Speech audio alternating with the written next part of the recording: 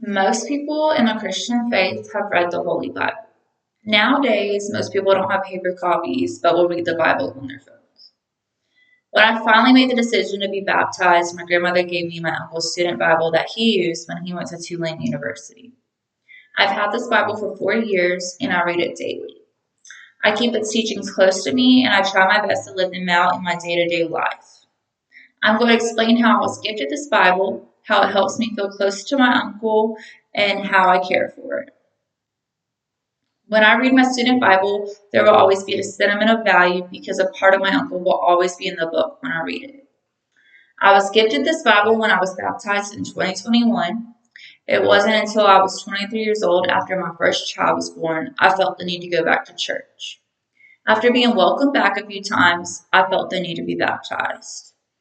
The day I got baptized, my grandmother gave me my uncle's student Bible, and I didn't know that this Bible would be so special to me, but it has become one of my most cherished items that I use weekly. My Bible could never be replaced because I know that God intended for it to be shared within my family. This Bible is so special to me because of its family history and how it helps me feel close to my uncle. When I am doing my weekly Bible studies and I come across my uncle's notes, I feel like I know him in a different way that I didn't know before. I feel closer to my uncle and God when I read this Bible because I fully understand God's words in it and I get another family member's perspective on different parts of it as well. Some may say it's just a book that can be replaced, but to me, I feel as if it wasn't just a gift from my family, but from God Himself. I try my best to be very careful with this Bible because it is starting to weather, but I would love to pass it down on my children someday. When I first got my Bible, I treated it like every other book, not caring what really happened to it, until I finally saw how much of my uncle's testimony was in it the more I read it. I'm now way more careful with my Bible and put it away in a special spot when I'm done using it.